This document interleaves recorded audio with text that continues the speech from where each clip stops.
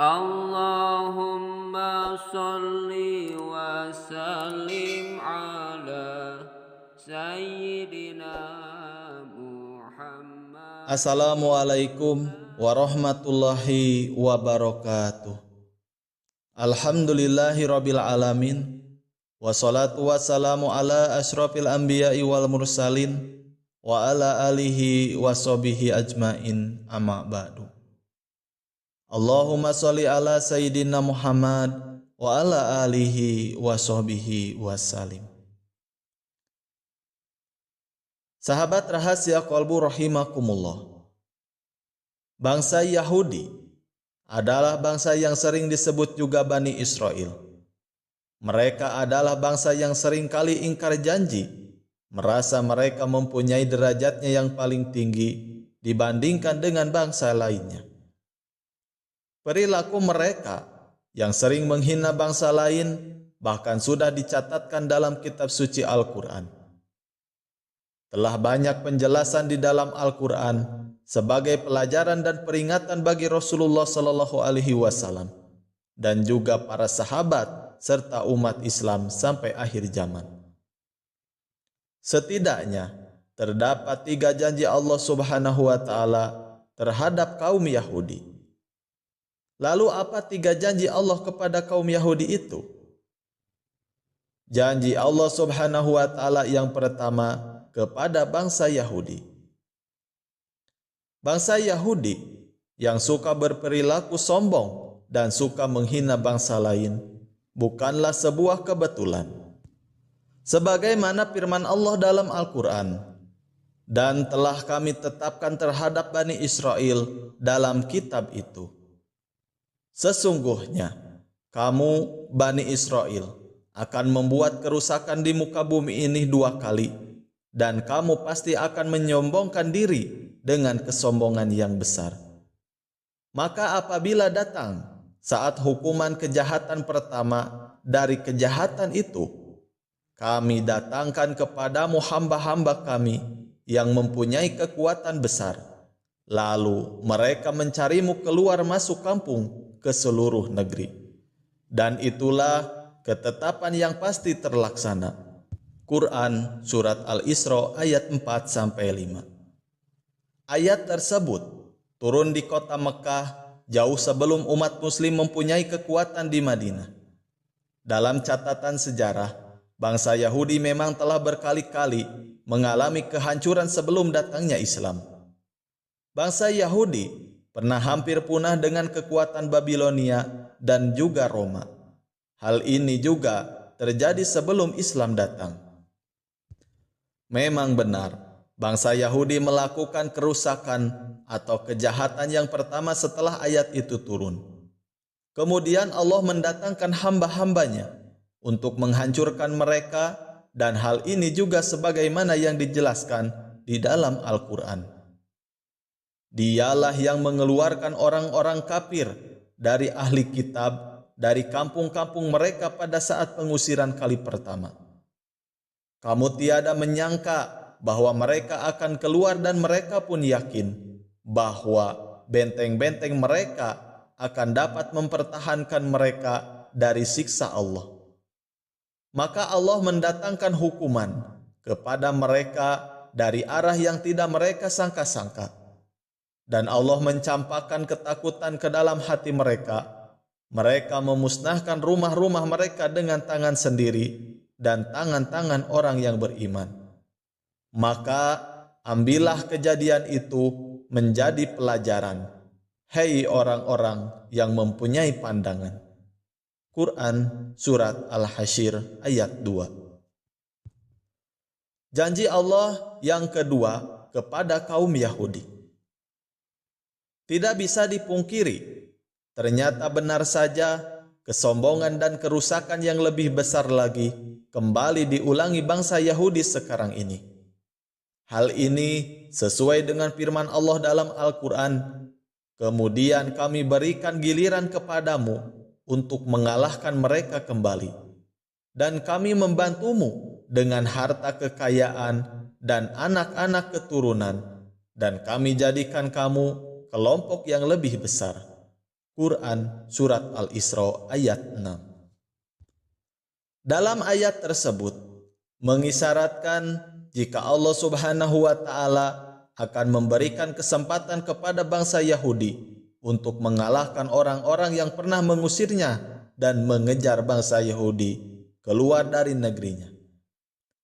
Lalu bangsa Yahudi diberikan kekuatan untuk membalas sakit hatinya dan kembali bisa menduduki negeri Syam dan Palestina. Yahudi juga bisa mengalahkan kaum muslimin di wilayah tersebut. Allah Subhanahu wa Ta'ala telah menunjukkan janji keduanya kepada bangsa Yahudi setelah mengalami kehancuran yang pertama. Hal itu sekarang memang terbukti dengan sejahteranya perekonomian maupun politik terhadap bangsa Yahudi Israel. Imigran Yahudi kembali berbondong-bondong memasuki Palestina tanpa bisa dicegah oleh kaum muslimin. Bahkan kekuatan militer dan juga ekonomi negara barat hampir seluruhnya berada di belakang Yahudi. Karena itulah kesombongan bangsa Yahudi semakin memuncak. Janji Allah Subhanahu wa Ta'ala yang ketiga kepada kaum Yahudi. Kekejian bangsa Yahudi Israel sesungguhnya hanyalah akan mempercepat datangnya siksaan dan hukuman Allah sebagaimana yang telah dijelaskan dalam Al-Quran. Jika kamu berbuat baik, berarti kamu berbuat baik bagi dirimu sendiri. Dan jika kamu berbuat jahat, maka kejahatan itu bagi dirimu sendiri. Dan apabila datang saat hukuman, bagi kejahatan yang kedua, kami datangkan orang-orang lain untuk menyuramkan muka-muka kamu dan mereka masuk ke dalam masjid. Sebagaimana musuh-musuhmu memasukinya pada kali pertama dan untuk membinasakan sehabis-habisnya apa saja yang mereka kuasai. Quran Surat Al-Isra ayat 7.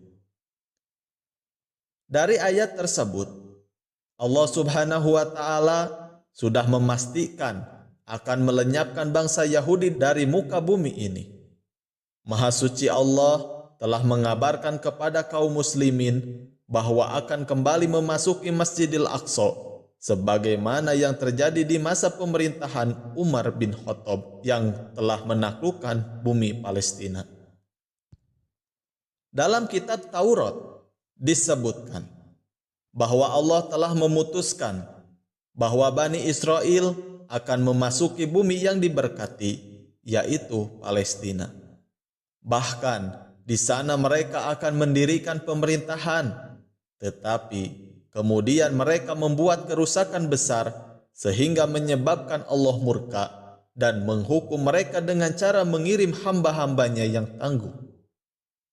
Setelah kerajaan mereka binasa, mereka lantas diusir dan dicerai-beraikan. Sesuai dengan firman Allah dalam Al-Quran, "Hai kaumku, masuklah ke tanah suci Palestina yang telah ditentukan Allah bagimu, dan janganlah kamu lari ke belakang karena takut kepada musuh, maka kamu menjadi orang-orang yang merugi." Quran Surat Al-Ma'idah ayat 21. Sahabat rahasia kolbu rahimakumullah, telah kita ketahui jika jumlah umat muslim saat ini begitu amat besar. Meskipun begitu, tetap saja bagai bumi dan lautan yang mudah terombang-ambing oleh derasnya gelombang. Rasulullah Shallallahu Alaihi Wasallam menggambarkannya di dalam hadis. Hampir tiba masanya kalian diperebutkan seperti sekumpulan pemangsa yang memperebutkan makanannya. Maka seseorang bertanya, apakah karena sedikitnya jumlah kita? Bahkan kalian banyak, namun kalian seperti buih mengapung, dan Allah telah mencabut rasa gentar dari dada musuh kalian terhadap kalian. Dan Allah telah menanamkan dalam hati kalian penyakit al-wahan. Seseorang bertanya, "Ya Rasulullah, apakah al-wahan itu?" Nabi Shallallahu Alaihi Wasallam bersabda, cinta dunia dan takut akan kematian. Hadis riwayat Abu Dawud. Dari jauh hari, Rasulullah Shallallahu Alaihi Wasallam telah memprediksikan bahwa akan tiba suatu masa di mana kaum muslimin memang akan menjadi kumpulan manusia yang menjadi rebutan bangsa lainnya. Kaum muslimin akan mengalami keadaan yang sedemikian memprihatinkan sehingga kalau diumpamakan seperti suatu porsi makanan yang diperebutkan oleh sekumpulan pemangsa. Kaum muslimin menjadi bulan-bulanan kaum lainnya. Hal ini terjadi karena mereka tidak memiliki kemuliaan sebagaimana di masa lalu. Mereka telah terhijab oleh nafsu dan keinginan. Jumlah kaum muslimin memang pada waktu itu banyak, tapi berkualitas rendah. Namun, seiring dengan tumbuhnya kesadaran perjuangan, terutama di kalangan generasi muda muslim, juga motivasi perjuangan pergerakan Islam di kawasan Al-Aqsa dan Palestina menunjukkan bahwa era kebangkitan muslim itu telah ada.